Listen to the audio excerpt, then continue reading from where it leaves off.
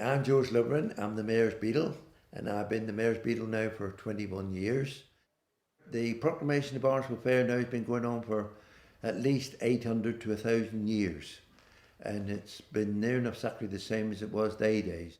And it was always tradition that you heard years ago that you could hear from the steam gallopers that was there that they used to send off a whistle good whit whit whit whit, and that would be the start of Barnstaple Fair. Now, when that went off, you know then that the glove was out the window, and the archway were put up there saying welcome, which was there, and we always had our guest speakers, which was in the Mayor's Parlour.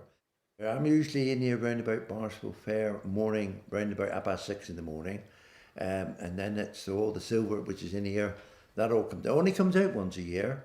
The rest of the year it's always tucked away in the cabinet there. Usually John Hyman and myself put that out, and then you got Fred and Lance, which is our mace bearers, them the ones that do the ale, and we also get the fairing, which we use.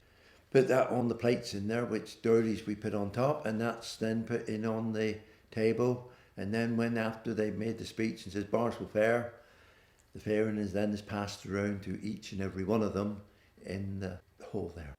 And then we go downstairs and line up.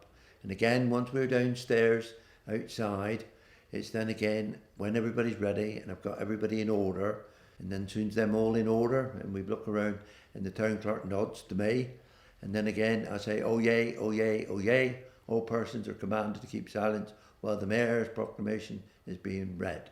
And then the town clerk reads out the proclamation. He reads it out there, and then we walk down through the high street, and down right opposite the Royal Fortescue Hotel, they read it out exactly the same again, and we go round to North Walk, and then outside there we read it again, and that's over. Then we're up and hear this robe, etc. Years ago when the fair came here to Barnstaple, and you had the little stage stalls, and you had the bingo operated, and the lady in the glass cage with the snakes all around her, or the spotted lady, etc. But and I've always heard my grandpa say that when they came to Barnstaple Fair years and years ago, everybody queued up to go in and see the horse tethered up. He got where his tail should be, his head is, and where his head is, his tail is. He said, and everybody went in and see it, and when they come out, they was all laughing. Nobody said a word, but the only thing it was that they got the horse tied up the wrong way round. So I lived in Barnstaple all my life. It's usually a place called Ladywell up at Pilton up there, and I used to be always went to school and that, and used to always be here when the fair moved in, and I used to go to the fair every night near enough, and it used to be when you was a young lad, I think it was different than it was they days, because you had a group of you when you went to school, etc., and they said, hey, have you been down at the fair yet? They got the cowboys down there, and they've got a young lady down there. It's got marked up striptease.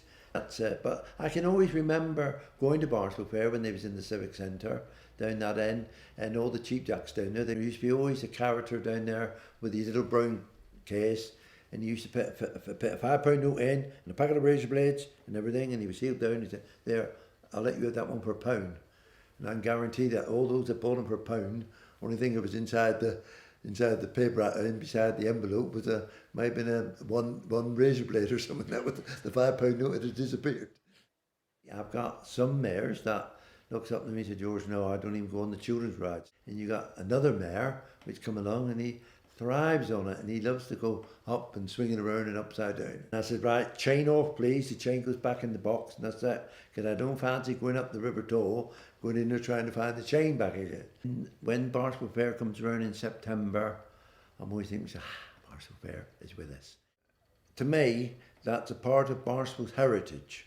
Branham's pottery is gone, and there's the same with Chaplin and Petters. Chaplin and Petters are door makers, and cabinet makers is over there. That's all gone.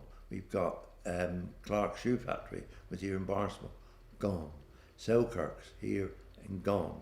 So only little bit we're hanging on to at this minute is Barnstaple Fair, and to me, that I would love to see the fair go on for hundreds of years more. Somebody come to me and said, George, Barnstaple Fair is finishing, and I'm sorry, I'm a sad man.